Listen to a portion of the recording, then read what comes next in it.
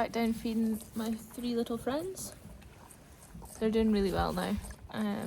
They're starting to grow and thrive, so that's really good. They're really good at taking the bottle. Feeding them 4 times a day. So just try and split it evenly throughout that time. And they would be taking they'd be getting a full bottle each a day. So we have the milk machine, which will get set up, but we don't normally set it up until the early start lambing, just because we don't usually have many pets from the Texels. You know, we'll get 1 or 2, but it doesn't justify having the machine set up, so we'll get that set up in the next week or 2. But for now, we'll just keep feeding these little girls with their bottles. It's quite an enjoyable job. They are really sweet lammies, and they take to the bottle no bother. So yeah, 3's fine, but I wouldn't like to be doing several.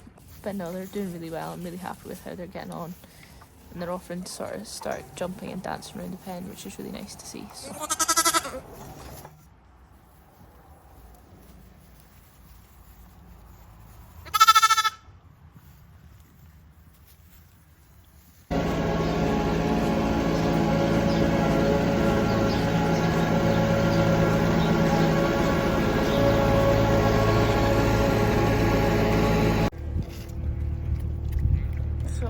This one will split opinions, I know. So put out molasses to all our yows as they get closer to lambing. So these are my early yows, which are like 2 and a bit weeks out from the first of them. So we just work these big containers here and fill them up. We don't put the lids on them. This is just the standard molasses. This isn't anything with high urea in it that could cause any damage. Yes, they do drink a lot of it, but I can honestly say we have reduced the amount of lambing sickness that we get in our yows by doing this. I could honestly say I could count on one hand the cases that we have, because I do believe that this molasses does help greatly. I know it's not everyone's opinion, and some people will be seeing this and thinking this is madness. But this is what we've done for years, and this is what works for us. So again, it's all about shading. At the end of the day, if it saves on lambing sickness, I'll do it. I hate yows going down with lambing sickness, and trying to get them back out of it is sometimes virtually impossible.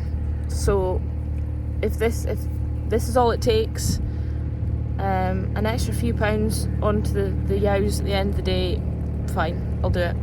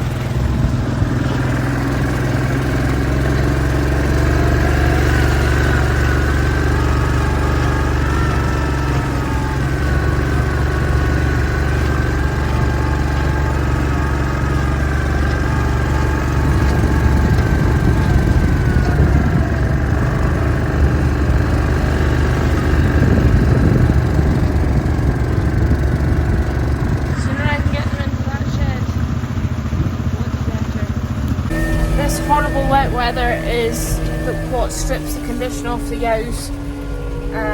It's absolutely miserable, poaching about in puddles, dubs. It's miserable. I'm tempted just to flip in bed that shed right now and just walk them in. What a bloody mess. What a rain we've had. I mean, it was bone dry yesterday. The ground was starting to dry up, it was fine. And now we're back to what a mess.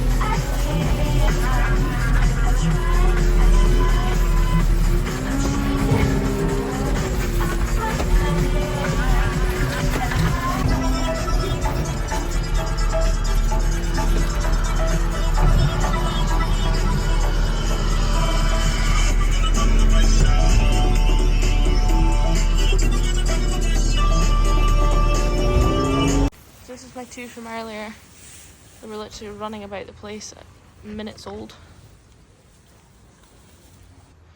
Big full bellies now, they're happy. So compared to the two I had earlier, these two are the total opposite. I thought they were dead. No life about them, not blinking. They're a wee bit more lively now. Still not great. Yeah, I was in here, she's a gimmer. Never had lambs before, so she doesn't really know what on earth's going on. With them being lying vegetables, she's just standing on them, so yeah. Give them a colostrum. Leave them under the heat lamp for a minty. Time will tell. Huge big bag of milk. I don't know what's wrong with them.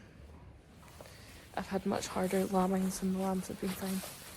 Just no go about them. So I adopted this lamb lying down here onto this single here. That's her own lamb. That's the adopted lamb. She was not for it. I've put her in this, what's called a head yoke. So as you can see, she has food and she's got water. She can lie down at any point. She is not restricted in that way. The only thing is she can't see which lambs are sucking. That is done because she's not for one of the lambs. So the idea is that she gets used to them both sucking. They drink her milk and therefore hopefully when they poo they smell the same. And that means that she won't be able to tell the difference. Hopefully. But it's sheep we're talking about, so it's a 50-50 chance. So I've pretty much been living in this shed for the past 24 hours. Been in here more than I have been anywhere else. Anyway, yeah, I was just going to head home. I've just fed the wee lambs. Everyone's happy, everyone's got food, everyone's got water. I'm just going to head home and get food because I am absolutely starving. I am freezing cold and very tired. But I have 4 ewes lambing, so I won't be going far for long. So here we have candidate 1, candidate 2, candidate 3, and then candidate 4 behind her.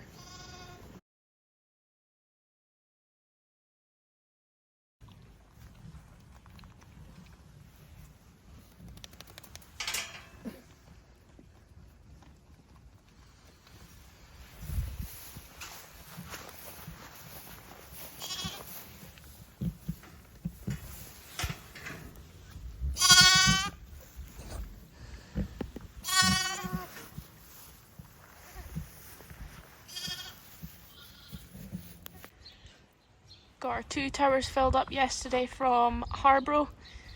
This one has got sheep cobs in it.